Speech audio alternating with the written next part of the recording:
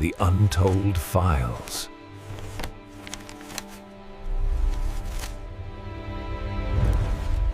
You ever count to 23?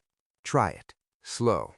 1, 2, 3. Count each number like it is a knife going into your body, like each one is a decision somebody made to end your life. Now imagine surviving all 23. Imagine lying on a floor soaked in your own blood. Imagine the man who put those holes in you standing over you, breathing hard, certain that you are dead. Now imagine getting up. Not the next day, not the next week, but right there, on that floor, with 23 open wounds. Imagine looking that man in the eye. Imagine watching his face change from triumph to terror.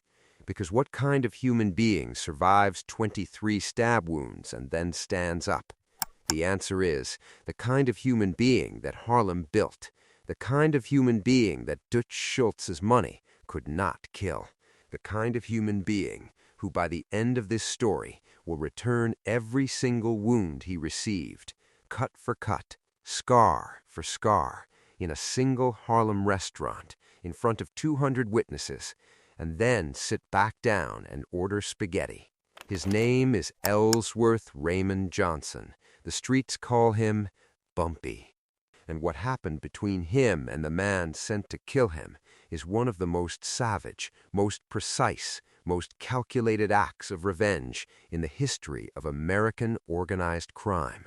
If this is the kind of story that keeps you up at night, subscribe to this channel right now and hit that notification bell, because the stories we tell here do not come from Hollywood.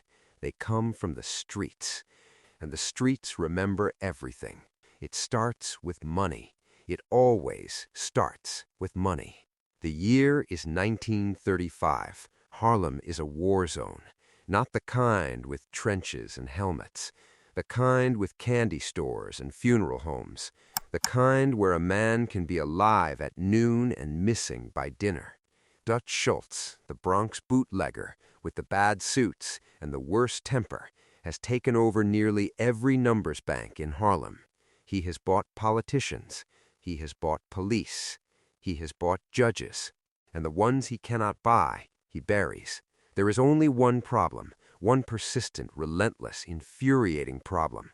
A 29-year-old black man who refuses to fold. Bumpy Johnson has been fighting Schultz's army for 3 years. 3 years of guerrilla warfare. 3 years of bodies in Mount Morris Park. 3 years of white gunmen walking into Harlem and never walking out. Schultz is losing patience. He has already sent a dozen men. He has already lost a dozen men. He needs someone different, someone who will not underestimate the target, someone who does not care about reputation or honor or even survival, someone who will walk into a room full of people and put a knife into Bumpy Johnson until he stops breathing. He finds that someone in Chicago.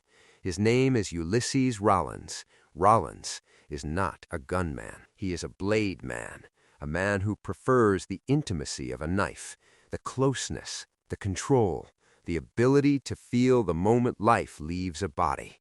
Schultz pays him, according to the accounts passed down through Harlem's oral tradition, $15,000. This is 1935 money. Adjusted for inflation, that is $250,000 to kill one man. Rollins takes the money. He boards a train to New York. He checks into a hotel in Harlem. He begins watching, waiting, studying the movements of a man who has spent his entire adult life being hunted. Rollins does not know it yet, but this contract will be the last job he ever takes, not because he will be caught, not because he will be arrested, but because the man he is being paid to kill will do something to him so devastating, so permanent, so methodically brutal, that Ulysses Rollins will never be the same person again. A Friday night in the summer of 1935, the Alhambra Bar and Restaurant, 126th Street and 7th Avenue, Harlem. The Alhambra is not a dive. It is a dinner club, white tablecloths, brass fixtures, a jazz trio playing in the corner, the kind of place where numbers men bring their women and politicians bring their mistresses, and everybody pretends not to recognize each other. Bumpy Johnson walks in around 9 o'clock. He is not alone. The woman with him is Helen Lawrenson. She is not from Harlem. She is the senior editor of Vanity Fair magazine. Blonde, sophisticated, fascinated by the man sitting across from her who quotes Shakespeare and carries a straight razor in his breast pocket like a fountain pen. This is one of the details that makes Bumpy Johnson different from every other gangster in New York. He does not surround himself exclusively with criminals. He moves between worlds. He plays chess with Lucky Luciano outside the IMCA on 135th Street. He reads poetry in his cell and publishes it in Harlem magazines. He discusses philosophy with Langston Hughes. And tonight, he is dining with a white woman from Vanity Fair in a Harlem restaurant while a war rages on the streets outside. The waiter brings drinks. The jazz trio shifts into a slow number. Bumpy sits with his back to the wall. He always sits with his back to the wall. And his eyes, the eyes that Helen Lawrenson will later describe in her memoir as almond-shaped and never still, move across the room, scanning, cataloging, reading the restaurant the way a general reads a battlefield. He sees it, a man at the bar, sitting alone, big, 250 pounds, dark skin, broad shoulders, drinking something amber from a short glass, watching Bumpy in the reflection of the mirror behind the bar. The man is Ulysses Rollins, and Bumpy knows exactly who he is. Now I need to stop here and tell you something about the way this story has been told before. Most versions say that Rollins attacked Bumpy first, that Rollins made the first move, that Bumpy was defending himself. But the real story, the story passed down by Bumpy's wife Mame in her biography, the story confirmed by the accounts that made it into newspaper archives and court records, is more complicated than that. Because what happens next is not a self-defense story. It is a preemptive strike. Bumpy does not wait. He has been in this war for 3 years. He has learned that in Harlem in 1935, the man who waits is the man who dies. He excuses himself from the table. Helen Lawrenson watches him stand. She notices the change in his posture, the casual elegance replaced by something coiled, something taut, something ancient and predatory. Bumpy crosses the restaurant. He walks past the tables, past the couples, past the waiters balancing trays of food, and when he reaches Ulysses Rollins, he does not speak, he does not warn, he does not ask a question or issue a threat. He pulls the knife from his jacket, and he begins. What follows, according to every source that has documented this incident, is not a fight. A fight implies 2 participants engaging in combat. This is something else.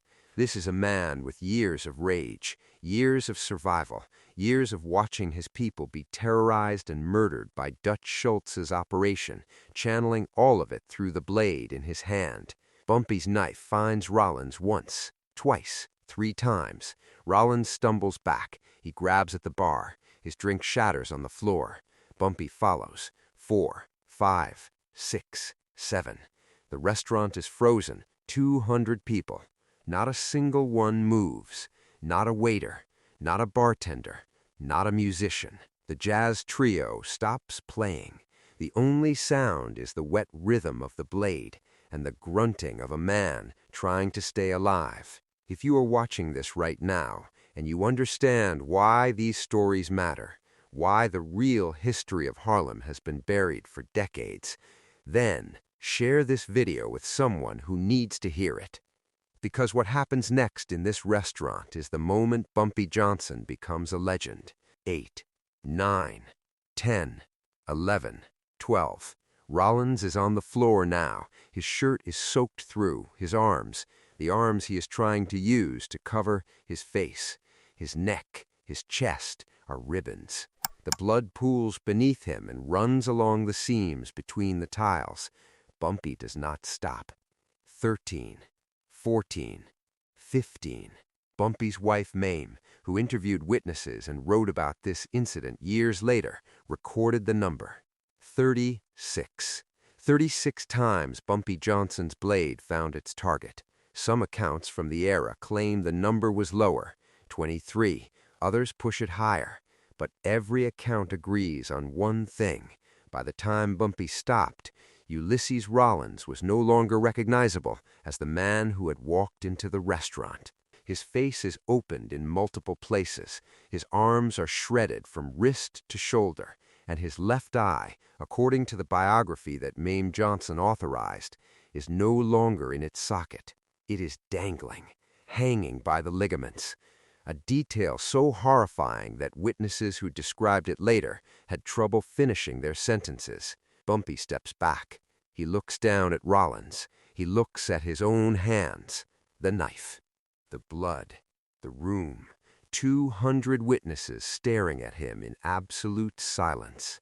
And then Bumpy Johnson does something that will be talked about in Harlem for the next 90 years. He straightens his tie. He smooths his jacket. He steps over the body of Ulysses Rollins. He walks back to his table. He sits down across from Helen Lawrenson. He picks up a menu, and in a voice as calm and level as a man ordering breakfast on a Sunday morning, he says, "I suddenly have a taste for spaghetti and meatballs." Now, understand what just happened. A man was sent to kill Bumpy Johnson. That man is now lying on the floor of a Harlem restaurant with 36 knife wounds and an eye hanging from his face. And the man who did this to him is sitting 10 feet away, reading a menu. This is not madness. This is not random violence. This is the most deliberate, the most calculated, the most precisely designed message in the history of Harlem's underworld. Because Bumpy is not talking to Rollins. Rollins is barely conscious. Bumpy is talking to Dutch Schultz. He is talking to every man Schultz has ever sent, every gunman, every enforcer, every hired blade. He is saying, this is what happens. This is what happens when you come for me, not death. Something worse than death. You leave here alive. You leave here breathing. But you leave here changed. You leave here carrying a message carved into your body that every person who sees you for the rest of your life will read. That message says, I went after Bumpy Johnson, and look what happened to me. The restaurant staff calls for help. Rollins is taken away. He survives. He will carry those scars for the rest of his life. He will carry the blindness in one eye. He will carry the memory of a man who stood over him with a blade and counted to 36 without losing his breath. And Bumpy eats his spaghetti. Helen Lawrenson, shaken to her core, watches him eat. She will write about this night in her memoir, Stranger at the Party. She will describe Bumpy Johnson as a man who could shift from poetry to violence and back again without blinking. A man who lived in both worlds simultaneously. A man she could never fully understand, but could never forget. But the story does not end in the Alhambra, because Ulysses Rollins does not learn. Weeks pass. Rollins recovers, as much as a man can recover from what was done to him. He is patched together by doctors. He has lost the eye permanently. The scars are thick and visible across his face, his neck, his arms. He looks like a man who lost a fight with a piece of machinery, and he is angry. He has not been paid the rest of his money by Schultz. He has been humiliated in front of 200 people. He has been reduced from an enforcer to an example, and he blames one man. So Rollins goes back. He tracks Bumpy Johnson to Frank's restaurant on 125th Street. This time he does not bring a knife. He brings a gun. He walks into the restaurant. He sees Bumpy seated at a table. He raises the weapon. He fires, and he misses. The bullet does not hit Bumpy Johnson. It hits a woman standing near the entrance, an innocent bystander. She goes down. Chaos erupts. People scream. Tables overturn. An off-duty police officer in the restaurant draws his weapon and arrests Rollins on the spot. Ulysses Rollins is taken away. He is never seen in Harlem again. Dutch Schultz has now lost another enforcer, but more importantly, Schultz has received a message that no amount of money can erase. You can send men to Harlem. They will not come back the same. The war between Schultz and Bumpy Johnson's crew will continue for months. More bodies, more raids, more funerals. But the night in the Alhambra, the night Bumpy counted to 36, becomes the turning point. Because after that night, recruitment for Schultz's Harlem operations becomes difficult. Who wants to be the next Ulysses Rollins? Who wants to walk into Bumpy Johnson's neighborhood and risk leaving without an eye? Now let me tell you why this story matters beyond the violence. Because if this story is only about a man with a knife, it is a horror story. And Bumpy Johnson is not a horror story. He is something far more complex. On the same night that Bumpy Johnson slashed Ulysses Rollins 36 times, he was reading Shakespeare. On the same night that he ordered spaghetti over a bleeding body, he was discussing politics with a Vanity Fair editor. This is the contradiction at the heart of Bumpy Johnson. And it is the contradiction that made him untouchable. Because Bumpy understood something that Dutch Schultz never understood. That Lucky Luciano understood but could never replicate, that the federal government spent decades trying to destroy. He understood that power in Harlem, real power, lasting power, does not come from the blade alone. It comes from the mind behind it. It comes from the ability to read a room and decide in an instant whether the moment calls for poetry or for violence. Bumpy Johnson delivered turkeys on Thanksgiving. He paid rent for families who were about to be evicted.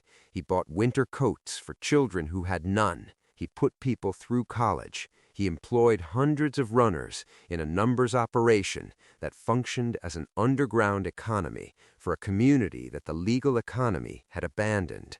And when someone came to destroy that community, when someone sent a blade man from Chicago to kill the man protecting it, Bumpy Johnson met violence with violence of such surgical precision that it became a lesson, not a crime, a lesson.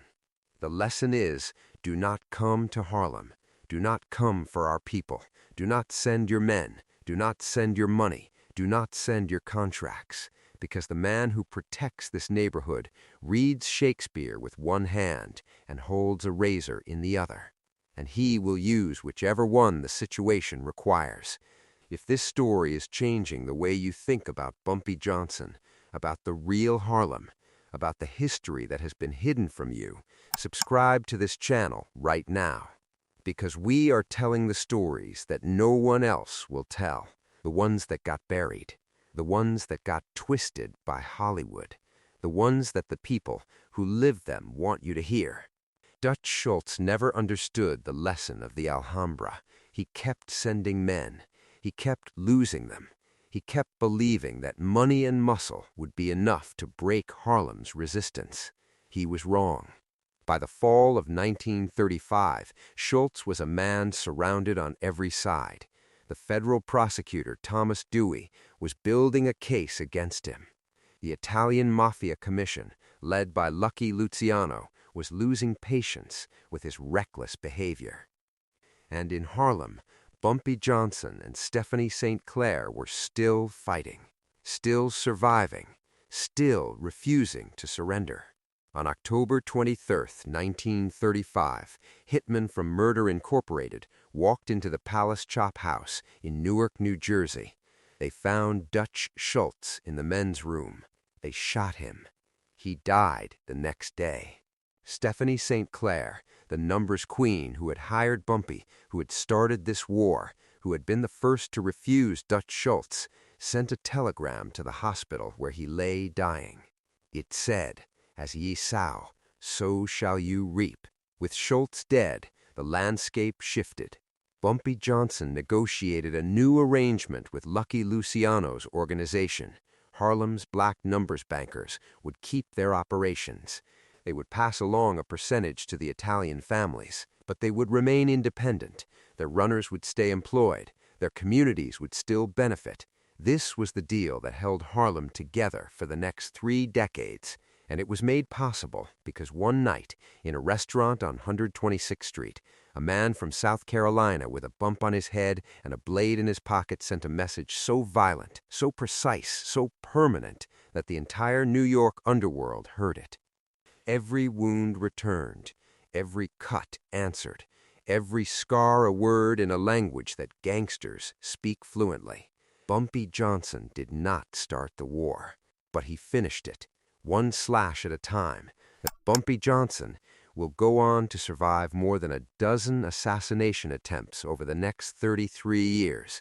He will survive shootings on Lenox Avenue. He will survive ambushes in restaurants. He will survive prison, including a stint at Alcatraz, America's most notorious penitentiary, where he reads philosophy and writes poetry as inmate number 1117. He will be arrested more than 40 times. He will serve 2 long prison sentences, and every single time he will come back. He will come back to the same streets, the same barber shops, the same candy stores, the same people. Because the people of Harlem are his network, his intelligence system, his army, and his family. They are the reason no contract on his life was ever successfully completed. They are the reason he could sit in a restaurant with his back to the wall and know, before the man at the bar even finished his drink, that a killer had been sent for him. And they are the reason that when he dies on July 7th, 1968, at Wells Restaurant on 125th Street, eating fried chicken and hominy grits at 2 in the morning, surrounded by the friends who have known him since he was a boy from Charleston, with a thick accent and a short temper, they are the reason that 7,000 people attend his funeral. 7,000. Criminals and politicians standing shoulder to shoulder. Police officers on the rooftops with shotguns, watching the crowd, amazed that one man could bring this many people together. His wife Mame wrote, "They must have thought that Bumpy was going to get up from the casket and start raising hell. He did not, but the legend did. And it has not stopped." You are hearing it right now. 91 years after a Friday night at the Alhambra. 91 years after a man counted to 36. 91 years after a plate of spaghetti became the most famous dinner order in Harlem history. The story survives because the people survived. Because Harlem survived. Because the man who held it together, with a book in one hand and a blade in the other, made sure of it. If this story moved you, if it changed something in the way you understand history, share this video. Subscribe. Turn on notifications, because on this channel, we do not tell you the version of history that Hollywood approves. We tell you the version that Harlem remembers, and Harlem remembers everything.